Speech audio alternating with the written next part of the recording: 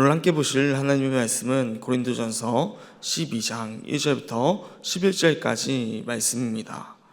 오늘 함께 볼 하나님의 말씀 고린도전서 12장 1절부터 11절까지 말씀입니다.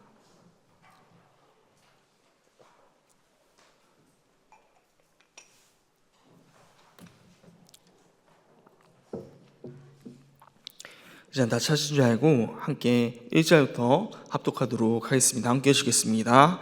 형제들아, 신령한 것에 대하여 나는 너희가 알지 못하기를 원하지 아니하노니 너희도 알거니와 너희가 이방인으로서 있을 때 말 못한 우상에게로 끄는 대로 끌어갔느냐.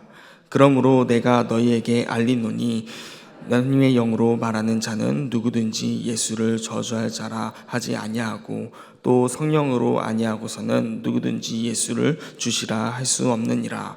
은사는 여러 가지나 성령은 같고 직분은 여러 가지나 주는 같으며 또 사역은 여러 가지나 모든 것을 모든 사람 가운데서 이루시는 하나님은 같으니 각 사람에게 성령을 나타내심은 유익하게 하려 하심이라.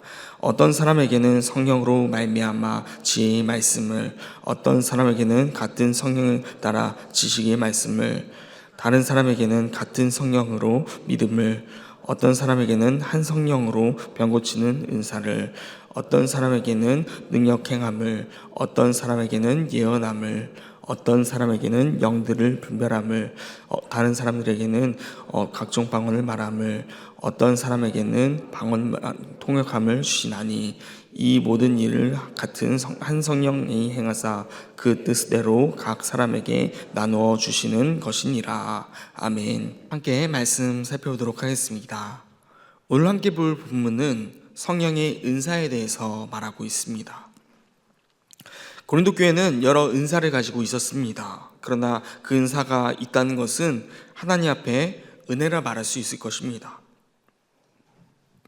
그 은사가 개인의 자랑이 되고 특정한 은사를 가졌던 이유로 우월하다 생각하는 자들이 생겨났기 때문에 이들 가운데 문제가 되었다는 것입니다. 그래서 바울은 고린도전서 12장을 통해 성령의 은사에 대해 말하기를 시작합니다. 12장 1절은 이렇게 시작하고 있습니다. 1절 말씀은 함께 읽어보도록 하겠습니다. 형제들아, 신령한 것에 대하여 나는 너희가 알지 못하기를 원하지 아니하노니. 네, 바울은 고린도 교인들을 향하여 형제들아 라고 말하며 시작하고 있습니다. 우리는 주님의 십자가의 보혈 안에 그 피를 나눈 형제, 자매된 자들입니다. 그렇게 형제된 자들에게 바울은 신령한 것에 대하여 알기를 원한다라고 말합니다. 여기서 말하는 신령한 것이라는 것은 그 단어는 푸뉴바라고 불리는 성령과 똑같은 언을 가지고 있는데 공동번역에서는 이 신령한 것이라는 단어를 성령께서 주신 선물이라고 번역하고 있습니다. 성령께서 주신 선물이 무엇입니까? 결국 은사에 대한 것을 말하고 있는 것입니다. 말씀드렸듯이 고린도 교회는 많은 은사를 받았습니다. 하지만 진정으로 은사를 주신 이유에 대해서 은사가 무엇인지 정확히 알지 못하는 자들이었습니다. 그렇게 알기를 원하노라 라고 말하는 것이 아니라 알지 못하기를 원하지 아니하노라 라고 말하고 있습니다. 즉 이들이 알지 못하고 있는 상태임을 꼬집고 있는 것입니다. 여기서 알지 못하기를 원하지 않는다라는 말은 점잖게 표현한 것입니다. 원어의 뉘앙스를 살려서 직설적으로 바꾸면은 너희는 지금 심각하다, 너희는 은사가 무엇인지도 모르고 있는 상태이다 라며 고린도 교인들의 영적인 상태를 지적하고 있는 것입니다. 고린도 교회는 어떤 교회였습니까? 은사가 정말 넘치는 교회였습니다. 예배 때마다 방언이 터지고 여기저기서 예언하고 또 신비한 영적 체험이 가득했던 곳이기 때문입니다. 그런데 정작 그 은사가 왜 주어졌는지, 그 은사의 본질이 무엇인지는 전혀 깨닫지 못하고 있었던 것입니다. 우리가 여기서 반드시 기억해야 할 사실이 있습니다. 은사를 많이 받았다고 해서, 뜨거운 체험을 했다고 해서 그것이 곧 영적인 성숙을 의미하는 척도가 될 수 있는 것은 아니라는 것입니다. 은사가 아무리 많아도 본질을 모르면 교회를 세우는 것이 아니라 교회를 무너뜨린 데 사용될 뿐이기 때문입니다. 바울은 그들의 상태를 지적하기 위해 2절에서 그들이 이교도를 믿었던 시절 어떤 상태였는지를 언급하고 있습니다. 2절 말씀은 잘 읽어드리도록 하겠습니다. 너희도 알거니와 너희가 이방인으로 있을 때에 말 못하는 우상에게로 끄는 그대로 끌려갔느니라. 너희가 이방인으로 있을 때에 말 못하는 우상에게로 끄는 대로 끌려갔다라고 말하고 있습니다. 고린도 교인들은 말 못하는 우상임에도 불구하고 과거 이방인 시절 고린도 교인들의 영적 경험은 철저히 속임수와 미혹으로 가득 차 있었던 것입니다. 바울이 묘사한 이 끌려가다라는 표현은 당시 로마 세계의 이방 종교 축제 행렬을 말하는 것으로 볼 수 있는데, 축제 때 이교도들이나 제물로 바쳐질 동물들이 아무런 생각 없이 신전으로 끌려가듯이 그들은 영적으로 아무 생각 없이 우상을 섬기며 행동하였음을 말하고 있는 것입니다.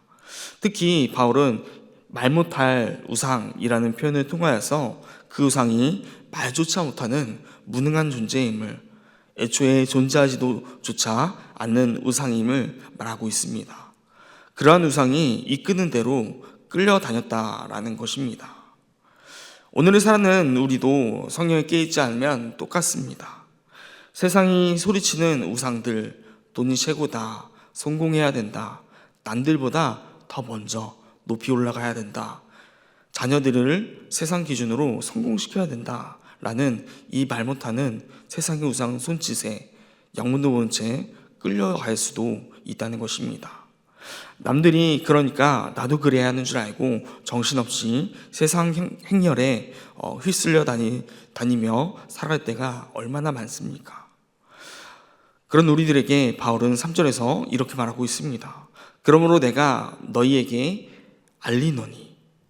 바울은 그러므로 내가 너희에게 알리노니 라고 말하면서 그들이 무지했던 시절을 떠올리게 하고 이어서 이렇게 말합니다. 하나님의 영으로 말하는 자는 누구든지 예수를 저주할 자라 하지 아니하고. 당시 유대인에게 예수님은 로마로부터 십자가에 달린 저주받은 자로서 여겨졌습니다. 그렇지만 하나님의 영, 즉 성령으로 말하는 자는 예수님을 저주할 자라, 저주받은 자라라고 말할 수 없다는 것입니다. 또 성령으로 아니하고는 누구든지 예수를 주시라 할 수 없느니라 라고 말하고 있습니다.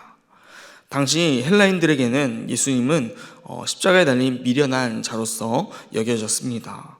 그런데 성령님과 함께하는 자들은 그 이슬에서 예수를 주라고 고백하게 된다는 것입니다. 주라는 것은 주인이라는 고백입니다.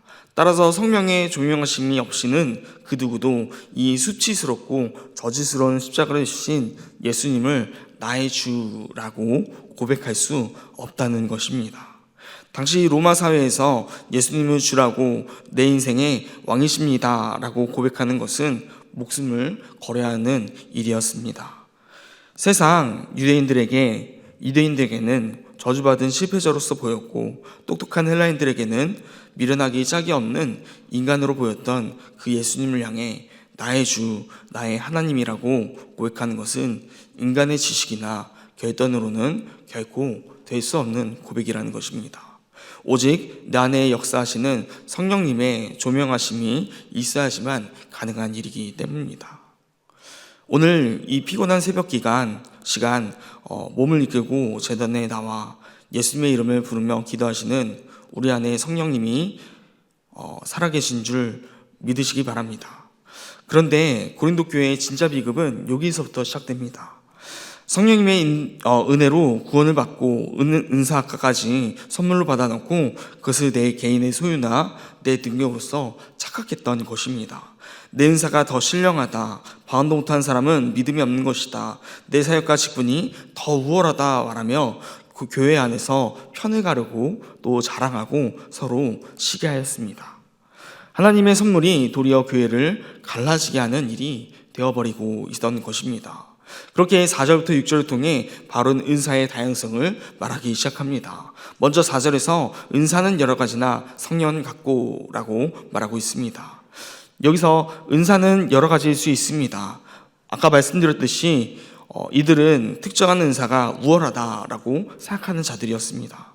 그러나 바울은 은사는 여러 가지일 수 있지만 그 성령은 같다라고 말합니다. 즉 특정한 은사만 우월하고 너희가 원하지만 결국 모든 그 여러 가지 은사들은 한 성령에서 나온 것이다 라고 말하고 있는 것입니다. 결국 같은 것이다 라고 말하고 있는 것입니다. 결국 한 성령께서 우리에게 주시는 선물이라는 것입니다. 또 5절에서는 직분은 여러 가지나 주는 같으며 라고 말하고 있습니다. 교회 내 직분은 여러 가지입니다. 하지만 주는 같다라고 말합니다. 무슨 뜻입니까? 여러 가지 직분들이 있지만 결국 그 직분의 목적은 우리 주 예수님을 섬기기 위함이 아니냐라고 반문하고 있는 것입니다. 모든 직분은 결국 주님을 섬기기 위해 존재하는 것임을 깨달으시기 바랍니다. 그런데 특정한 은사를 사모하며 우월한 것으로 여겼듯이 직분 또한 이들 가운데 특정한 직분을 사모하고 우월한 것으로 여기는 문화가 있었던 것 같습니다. 그렇게 여러 가지 직분이 있지만 결국 그 목적이 주를 섬기기 위함임을 말하고 있습니다. 또한 6절에서 이어서 사역을 여러 가지나 사역은 여러 가지나 모든 것을 모든 사람 가운데서 이루시는 하나님은 같으니라고 말하고 있습니다. 사역도 여러 가지라고 표현하고 있습니다. 하지만 그 모든 것을 이루시는 하나님은 같다라는 것입니다. 즉 모든 사역을 통해 일하시는 분은 사람이 아니라 하나님이심을 밝히고 있는 것입니다. 바울은 4절부터 6절을 통하여서 여러 가지라는 표현을 통하여서 은사와 직분, 사역들은 결국 같은 성령님, 같은 주 예수님, 같은 하나님께서 나눠주신 것이라고 말합니다. 바울은 왜 은사는 성령님, 직분은 예수님, 사역은 하나님이 주셨다라고 말하고 있을까요? 삼위일체 되신 하나님을 말하고 있는 것입니다. 성부, 성자, 성령 하나님 사이에 높고 낮음이 없듯이 주님이 주신 은사와 직분과 사역 사이에도 결코 높고 낮음이 없다라는 것입니다. 모든 것은 삼위일체 되신 하나님 안에서 동등하다라고 라는 것을 말하고 있는 것입니다. 그런데 고린도 교인들은 은사의 종류가 다르고 우월하다라고 생각했습니다. 그것이 자신의 능력이고 힘인 양 생각했던 것입니다. 하지만 교회 안에서 가진 자와 못 가진 자, 또 주류와 비주류가 존재할 수는 없습니다. 하나님은 어떤 특정한 은사와 직분과 사역뿐만 아니라 모든 은사와 직분과 사역을 통해 일하시는 분이시기 때문입니다. 모든 것을 하나님이 주셨는데 특별한 것과 주류와 비주류가 따로 어디 있겠습니까? 그렇게 화려해 보이는 은사도 사소해 보이는 은사도 모두 하나님의 주권적인 역사라는 것입니다. 성도들은 아무도 자신의 은사를 자랑할 수도 타인의 은사를 무시할 수도 없습니다. 결국 하나님께서 맡기신 하나님의 일을 위한 역할이기 때문입니다. 바울은 이어서 8절에서 10절까지 지식과 지혜와 지식과 믿음과 치유, 예언, 방언, 통역 등을 9가지나 되는 은사를 길게 나열하고 있습니다. 그 이유는 이렇게 종류가 다양하지만 다 한 분 성령께서 주신 것이니 서로 비교하지 말고 자랑하지 말라는 것입니다. 특히 9절에서 병 고치는 은사를 보면은 원어상 은사들이라는 복수형으로 되어 있음을 알 수가 있습니다.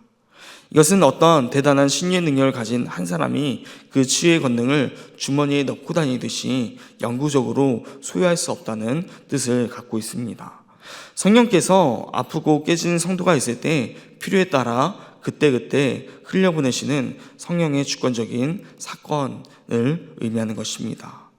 그러니 은사를 행하는 사람은 절대 내 능력으로 생각하고 자랑할 수도 없고 또 하나님의 일을 위하여 쓰라 주신 은사, 하나님을 위하여 그 유익을 위해서 쓰라는 것입니다. 그렇다면 하나님은 왜 우리에게 똑같은 은사를 주지 않고 각 사람에게 이렇게 다 다르게 나눠 주셨을까요? 오늘 다 함께 오늘 본문의 핵심인 7절 말씀을 다시 한번 고백하며 나아가도록 하겠습니다. 7절 말씀을 다시 한번 보도록 하겠습니다. 각 사람에게 성령을 나타내심은 유익하게 하려 하심이라. 여기서 말하는 유익은 내 이름을 드러내고 내 만족을 채우는 개인의 유익을 말하는 것이 아닙니다.